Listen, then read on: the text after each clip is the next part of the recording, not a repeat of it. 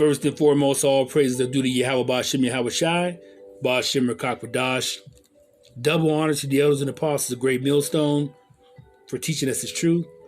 Salutations to the brothers around the four corners of the earth who are teaching this word in truth and sincerity. And shalom to the hopeful elect of Israel who listen and believe in this word. This is Brother Karatazabad coming at you with another lesson.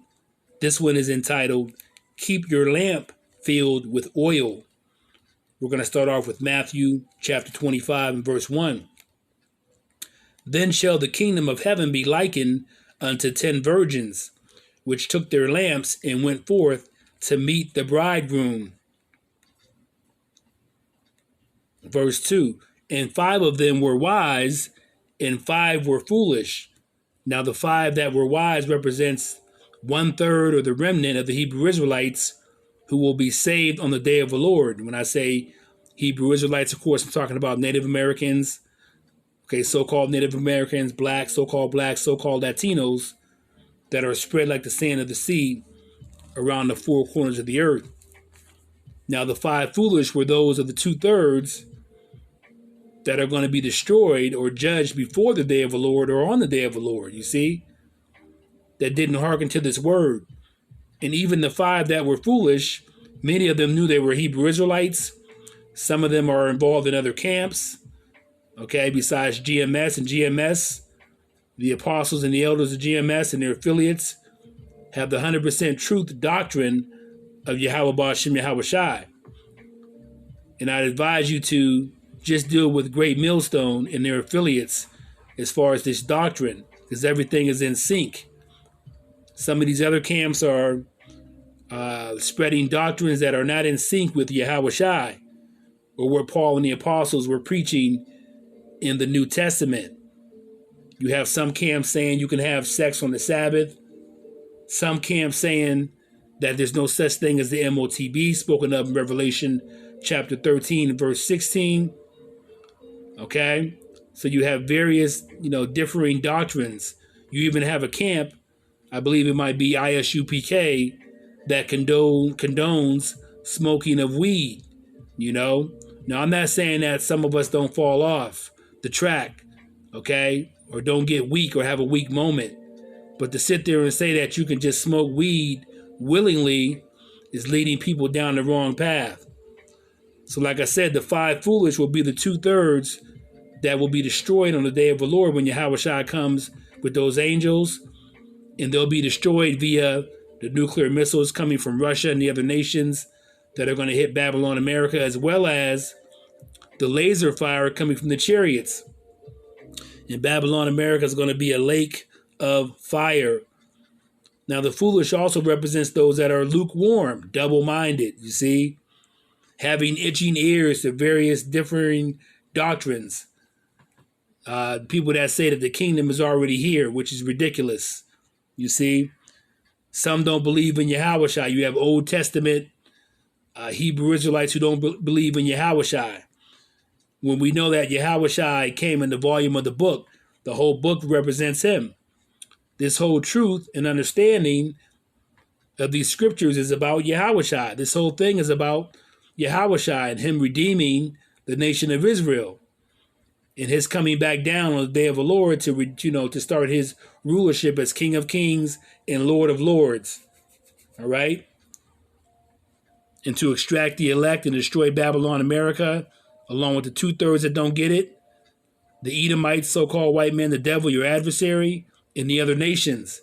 Okay, for example, the so-called Chinese who are Moabites who are here in Babylon, America, your so-called Arabs who are Ishmaelites, your so-called Africans who are Hamites, and so on and so forth. So if you're not in the chariot, if you're not one of the wise virgins who has lamp in their oil, you're going to be destroyed. All right, let's read Matthew 25 and verse 3.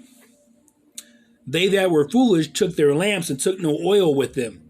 You see, they weren't ready. They weren't circumspect. They weren't watching, what was going on. They were concerned about the world. They were listening to or having itching ears, listening to various doctrines, that everything's going to be all right. Everything's back to normal after the C-19 fiasco and the monkey shot, the monkey juice, you see. So they that were foolish had no oil in their lamp. So they weren't on the ball. You see, you got to be on the ball. You got to be diligent. All right? You have to be diligent to make thy calling and election sure by staying on top of this, by praying, reading scriptures, doing your best to rehearse the righteous acts, calling on the proper name of Yahawashi, Yahawashi. You also have various camps who are still saying Jesus Christ, when the Messiah's name is Yahawashi. So if you don't have the name, you're definitely one of the foolish virgins with no oil in your lamp. Verse 4, but the wise took oil in their vessels with their lamps. And the vessels represents your body, you see. This truth, knowledge, wisdom, and understanding is within you, in your heart and your mind. Okay, so there's oil in your body. You have oil in your lamp. Matthew 25 and verse 5. While the bridegroom tarried, they all slumbered and slept. And to tarry means to linger, you see, and to delay, you see. Or should I, it means to linger or delay. So the bridegroom represents, of course, Yahawashi. We are the bride coming back into marriage with Yahweh, the Most High. Because we went off in the Old Testament, we violated by breaking the laws, statutes, and the commandments. So he sent Yahawashi as the perfect lamb to bring us back into fruition with himself. So that's the marriage. And Yahawashi is the bridegroom, and we are the bride, you see. And that represents the 1/3 of the Hebrew Israelites. We say the hope for elect because we hope that we're part of the elect. We hope we get beamed up in those chariots and escape the day of the Lord. All right. But to tarry means to linger, to delay. So you have many of our people that are very, I'm trying to think of the word, that don't have the confidence that Yahawashi is going to be coming back, that have the attitude like he ain't came back over 2,000 years, he ain't coming back. So they don't have faith. And we know faith is the substance of things hoped for, the evidence of things not seen, spoken of in Hebrews 11, chapter 11 and verse 1. Let's read this again. While the bridegroom, which is Yahawashi, tarried, delayed, they all slumbered and slept. You see? Matthew 25 and verse 6. And those that sleep, you see, they sleep in darkness. Those that sleep, they're not watching. They're not paying attention. They're not observing. They don't know what's going on. They're not paying attention to the news, okay, to the weather patterns that are off, to the CBDC, the central bank digital currency, to the World Economic Forum. They're about to initiate their plan. The elites of the Edomites, okay, the so-called white man, the devil. They're ready to initiate their plan to bring about the MOTB spoken of in Revelation chapter 13 and verse 16. You see, let's get a precept on Matthew 25 and verse 5, okay, real quick, and we'll come back to verse 6. Let's go to Hebrews chapter 10, and we got verse 35. This is in regard to tarrying. Hebrews 10 and chapter 35. Cast not away, therefore, your confidence. And I just said that, you see. Those who are saying, Yahawashi is not going to come back, they've lost confidence. They've lost faith. Let me begin again. Hebrews 10 and verse 35. Cast not away, therefore, your confidence. You got to have faith, belief that Yahawashi is going to come back. But you have to be long-suffering, which is patience, which hath great recompense of reward. You see, so if you have confidence, faith, and belief, there's going to be a reward for you, a crown of life. But you have to endure until the end. Hebrews 10 and verse 36. For ye have need of patience, that after ye have done the will of Yahweh, and the will of Yahweh is doing your best to follow this doctrine of Yahawashi by being righteous, walking in the spirit, reading scriptures, praying, calling on Yahawashi, and hastening the coming of Yahawashi on the day of the Lord. Let me start again, Hebrews 10 and verse 36. For ye have need of patience, which is long suffering, that after ye have done the will of Yahweh, ye might receive the promise. And that promise is being beamed up, the one-third elect of Israel being beamed up into those chariots and saved on the day of the Lord from the destruction of Babylon, America. Hebrews 10 and verse 37. For yet a little while, and he that shall come will come, and will not tarry. You see? So when he's going to come, he's going to come. He's not going to tarry. It's going to come faster than you think. So you have to watch and be ready, be circumspect, be attentive to what's going on. Because when it's going to come, it will not delay. It will not linger. Hebrews 10 and verse 38. Now the just shall live by faith. But if any man draw back, my soul shall have no pleasure in him. And those who don't have the oil in their vessel, who aren't keeping this truth, knowledge, wisdom, and understanding within, who aren't being diligent to make their calling and election sure, okay, who are drawing back, to the Lord, from the Lord, going back into the world, etc. All right, his soul has no pleasure in you, Yahawashi. Hebrews 10 and verse 39. This is speaking of the elect here. But we are not of them, of course, this is Paul speaking, who draw back unto perdition. Perdition means destruction. But of them that believe to the saving of the soul. So if you draw back, you're going to be destroyed on the day of the Lord as part of the 2/3, the foolish virgins who had no oil in their lamp. You see, they didn't keep up with this. They fell off the track. Okay, let's go back here to Matthew 25, and let's read Matthew 25 and 5 again. While the bridegroom tarried, okay, which is Yahawashi, they all slumbered and slept. So you have to stay on this. You have to be on point at all times. Matthew 25 and verse 6. And at midnight there was a cry made, Behold, the bridegroom cometh. Go ye out to meet him. And that's talking about Yahawashi coming on the day of the Lord. Matthew 25 and verse. Then all those virgins arose and trimmed their lamps. Okay, got their lamps ready, got their oil ready, if you had the oil.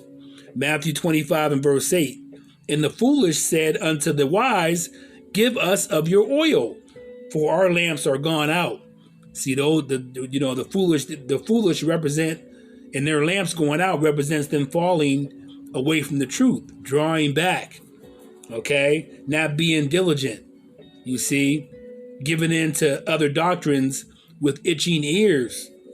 And so they're asking those who are wise, give us some of your oil, all right? And you're going to have that going on in these last days. People that all of a sudden that were mocking and scoffing at the prophets and the apostles, particularly from Great Millstone, their affiliates, laughing at them, talking about you're the bum group, you guys are bums. You see, in the end days, they're going to be scrambling, looking for answers. They're going to be agreeing with Great Millstone and their affiliates that you were right about the MOTB. You were right about Jacob's trouble. When martial law is going to come, where they're going to try to convince you, via concentration camps. Some of us will be killed, okay? Some of us will be put in prison, etc. All right, but if you take that MOTB, you're done, you see? Spoken of in Revelation chapter 13, verse 16. Let's read this again, Matthew 25, verse 8. And the foolish said unto the wise, Give us of your oil, for our lamps are gone out. Verse 9. But the wise answered, saying, Not so, lest there be not enough for us and you, but go ye rather to them that sell and buy for yourselves. You see, and as you know, salvation cannot be bought. You cannot buy or make yourself part of the elect. The elect have been chosen before the foundation of the earth. So either you're in the book of life or part of the elect, or you're not. You see, there's no way to buy it in the last days. You can't buy yourself into the kingdom as one of the 1/3 elect of Israel. Matthew 25 and verse 10. And while they went to buy, the bridegroom came, and they that were ready went in with him to the marriage, and the door was shut. And that marriage represents when Yahawashi comes with the chariots and the angels, he's going to extract the elect. That's the marriage, okay? The elect of Israel represents the bride, and then the bridegroom, of course, is Yahawashi, okay? And the elect are going to be beamed up in those chariots to the marriage with Yahawashi, and those doors are going to be shut. And if you're not part of the elect, you're part of the 2/3 that are going to be destroyed on the day of the Lord, the 2/3 of the Hebrew Israelites, so-called blacks, Latinos, Native Americans. Matthew 25 and verse 11. Afterward came also the other virgins saying, Lord, Lord, open to us. It's going to be too late. So you're going to have a lot of gnashing and wailing, okay, as the scriptures talk about, wailing and gnashing of the teeth. A lot of people are going to be, hollering, screaming, wailing. If they're not in those chariots, they're going to be begging to get into those chariots, the 2/3 that don't make it, you see. They're going to be hollering and screaming, what have I done? How do I get into the chariots? There's missiles coming down because Babylon, America is going to be a lake of fire. It's going to be horrendous. Matthew 25 and verse 12. But he answered and said, verily I say unto you, I know you not. Of course, this is Yahawashi. He's going to say, I know you not, because you didn't keep the oil in your lamp. You didn't keep this truth, knowledge, and wisdom and understanding of these scriptures in your lamp. You have no oil. You didn't keep your lamps trimmed. You didn't stay on the ball. You weren't diligent. You didn't have faith. You didn't have confidence that I was coming back. Matthew 25, and we have here verse 13. Watch therefore, for ye know neither the day nor the hour wherein the Son of Man cometh. That's why you have to keep on the ball. You have to keep watch. You have to keep your lamps filled with oil. You have to keep praying. You have to keep reading scriptures. You have to keep calling on Yahawashi. You have to walk in the Spirit to the best of your ability. Rehearse the righteous acts to the best of your ability. And most of all, you have to have faith. And we know faith is a gift, as spoken of in Ephesians, the 2nd chapter, in verse 8. So on that note, I hope this lesson was edifying to you, and I want to give all praises to Yahweh Ba'ashem Yahawashi, Ba'ashem Rakak Wadash, Shalom.